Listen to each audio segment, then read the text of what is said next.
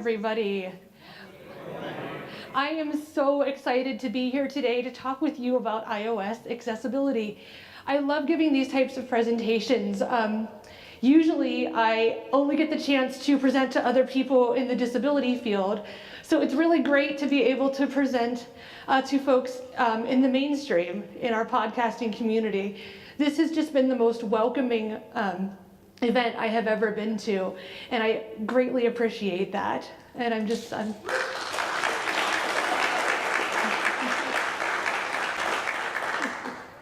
So we're all here today because we love our Apple products just a little bit. And that's because Apple's employees, they take barriers and they turn them into opportunities for innovation.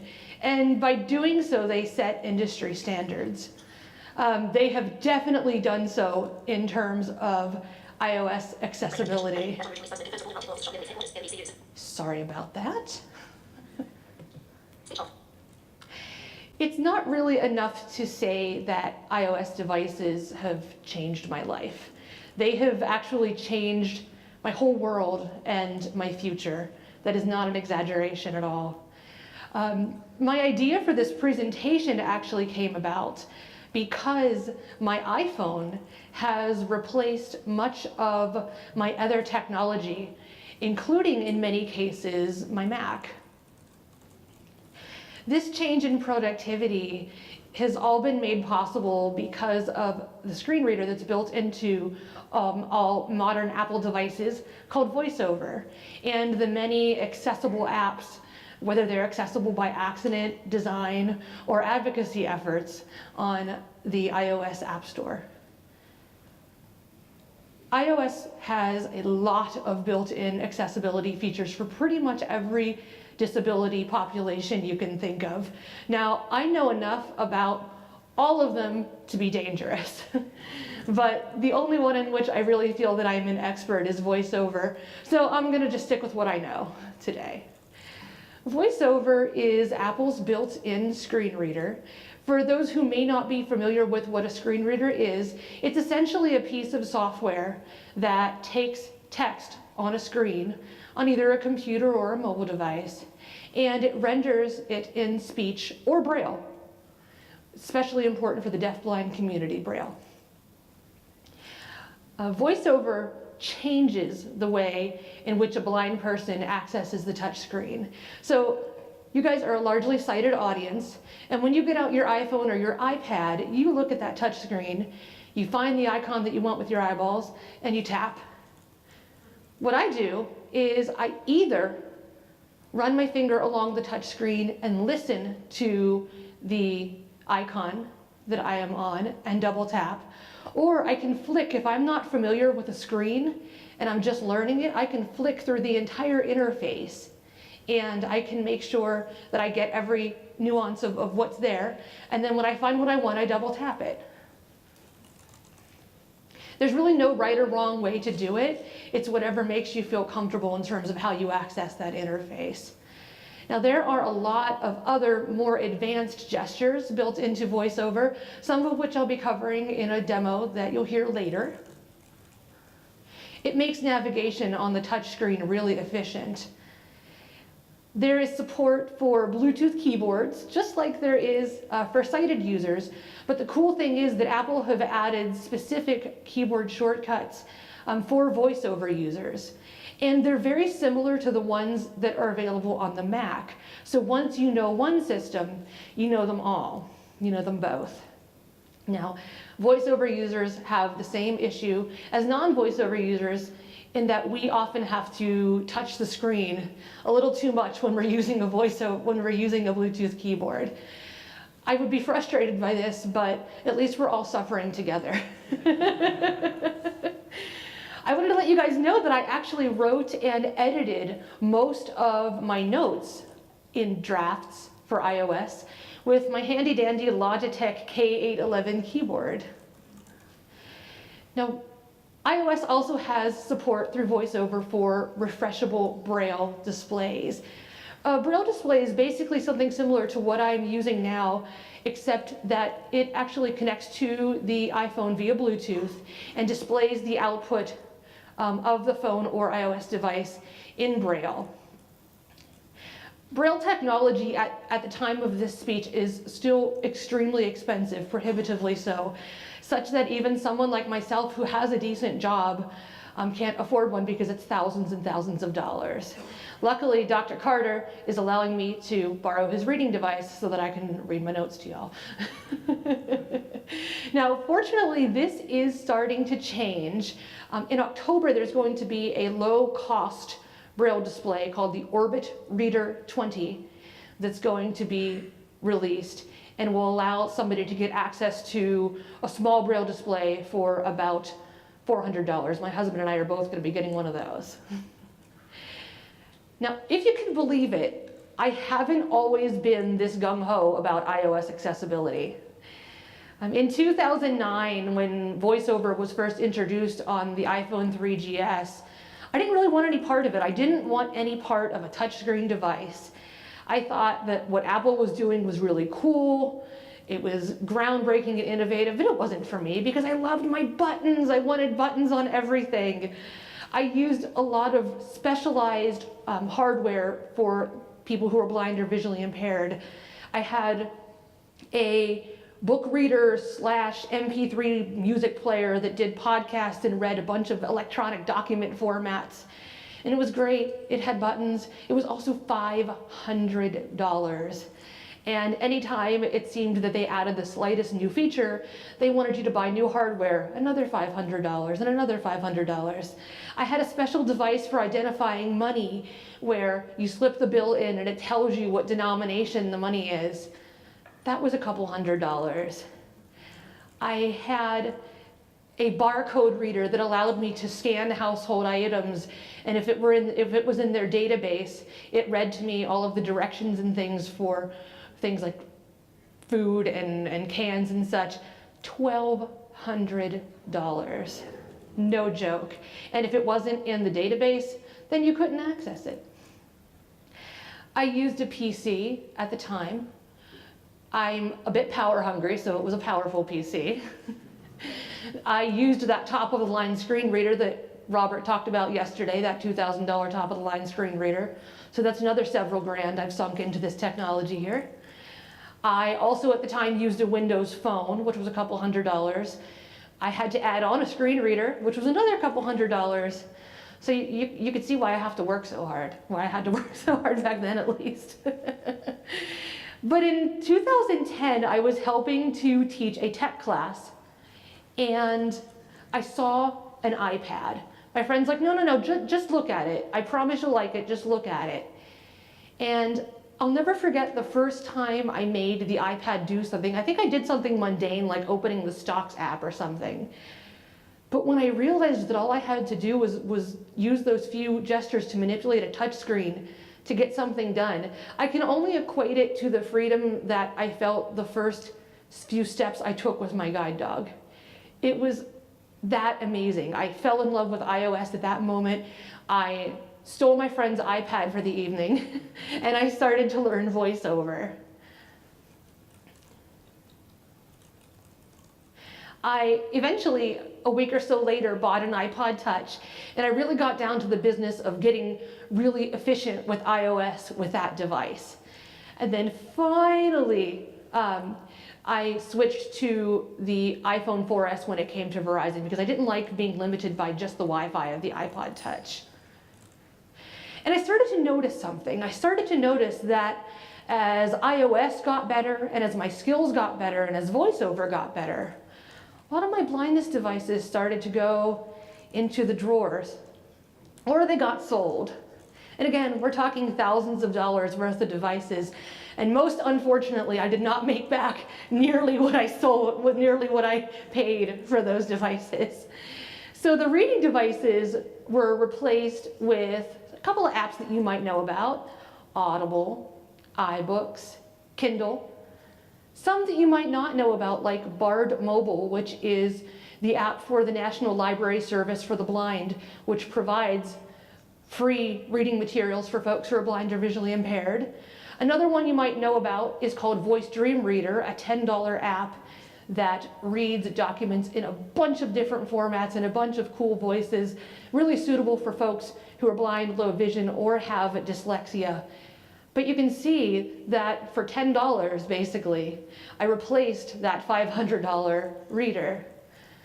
The music function of those players was replaced by iTunes and eventually Apple Music, or as I call it now, the Hamilton 24/7 streaming service. The podcast function was replaced with first Downcast, and then I became a diehard Overcast convert. Then I joined the Tech Doctor podcast in 2013, and Robert started haranguing me. You got to get off that PC, he told me. You got to switch to the Mac. And so eventually I did. And I haven't looked back from that. I started out using the Mac for most of my home productivity tasks.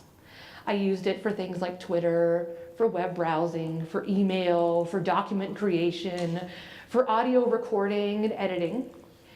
It wasn't as convenient because I have my current Mac is a big mid-2012 MacBook Pro, a little heavy, a little unwieldy. So I was doing a lot of my home productivity tasks at home. Then VoiceOver continued to get better because iOS continued to get better. And this is the great thing about having the screen reader built into the operating system itself.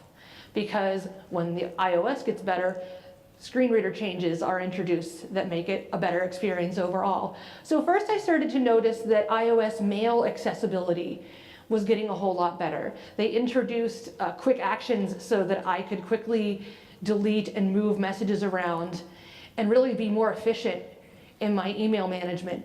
So I started doing that on the device. I started doing that on my iPhone, and I realized, hey, I could do this from anywhere now. This is pretty cool.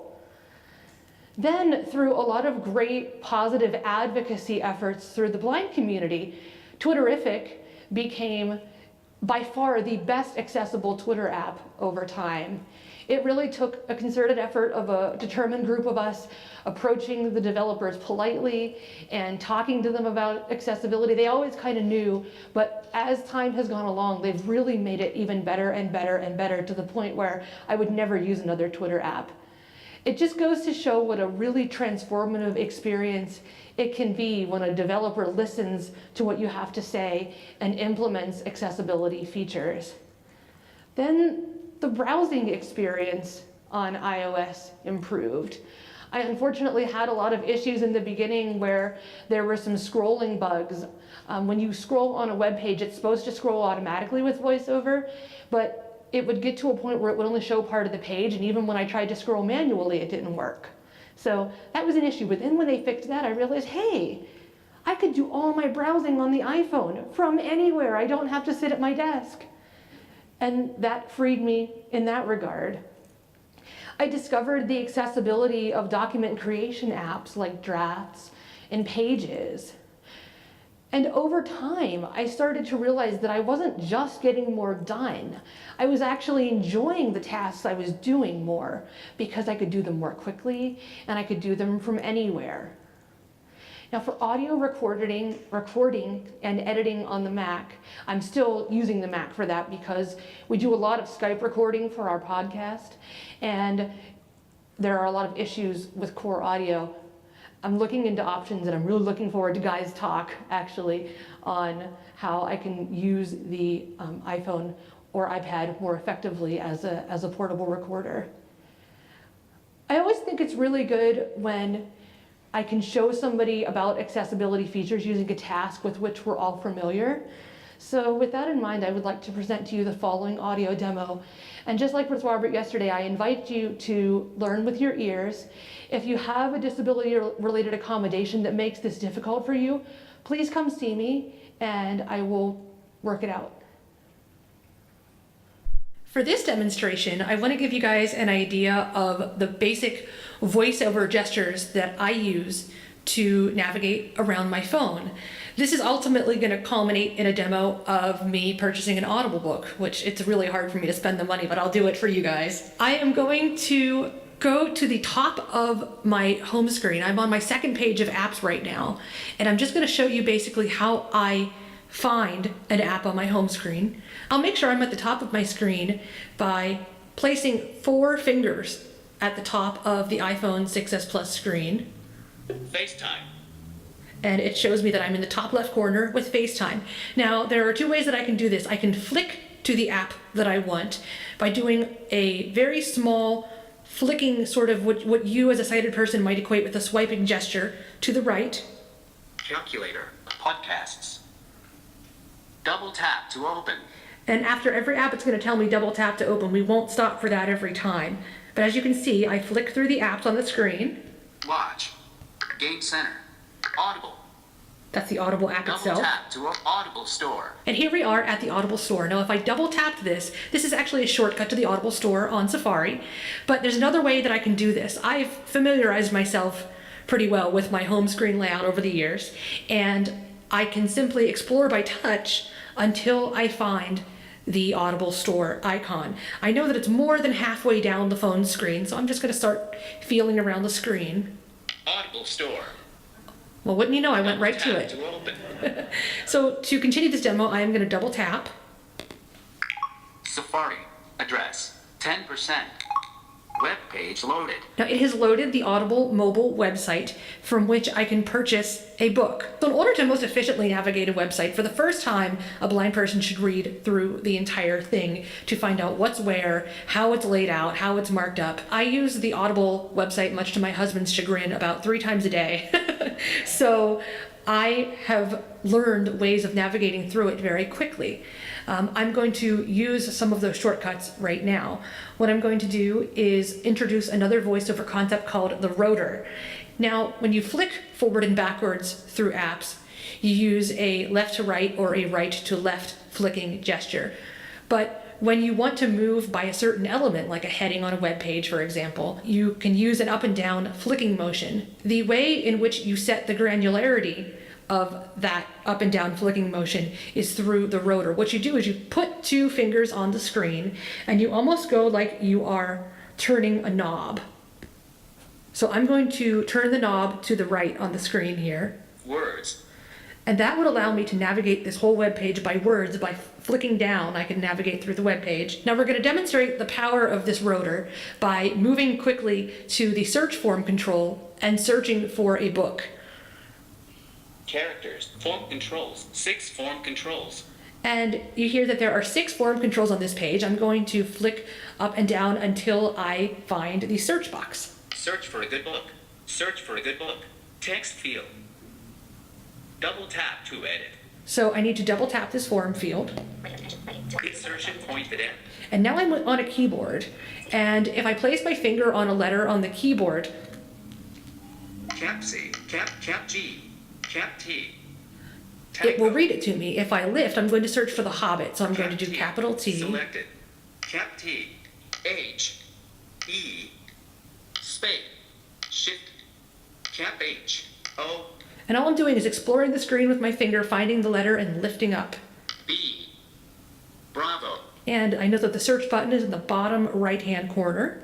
Go. The go button, pardon me. Go. I'm going to double tap that. Web page loaded. So now I'm in my list of search results. I am going to use the rotor to navigate by heading, and I am going to navigate to the title of The Hobbit that I want to purchase. Headings. 11 headings. Allison. The Hobbit. Heading level 2. By J.R.R. Tolkien. Link. Narrated by Rob Inglis. That's the one I want. So we're going to go back to By the J. title. The Hobbit. Heading level 2. Link. I'm going to double The tap. Hobbit. Web page menu. I could check the publisher summary. I could find out more information about the book. I could look at reviews. But I know it's what I want, so I'm going to find the buy with 1 credit button. Form controls. Not buy with 1 credit. Button. And I just happened to land right on it. I'm going to double tap. Confirm purchase. Go back. Purchase this book for 1 credit. Down. 1 credit. Heading level 3. And usually it lands me somewhere in this area of the screen. So I'm going to just navigate by flicking right until I find the confirm purchase button. Confirm purchase. Button. Double tap. Processing. Ellipsis. We've sent an email with your order details. And if I flick to the left, Thank you for your purchase. you're quite Paying welcome, level Audible. So I hope that gave you guys an idea, at least, of the basic voiceover gestures. The demo would have been shorter if I had been going at my normal speech speed. I wanted to make sure that y'all could understand the speech. But to give you just a quick example of how quickly I move.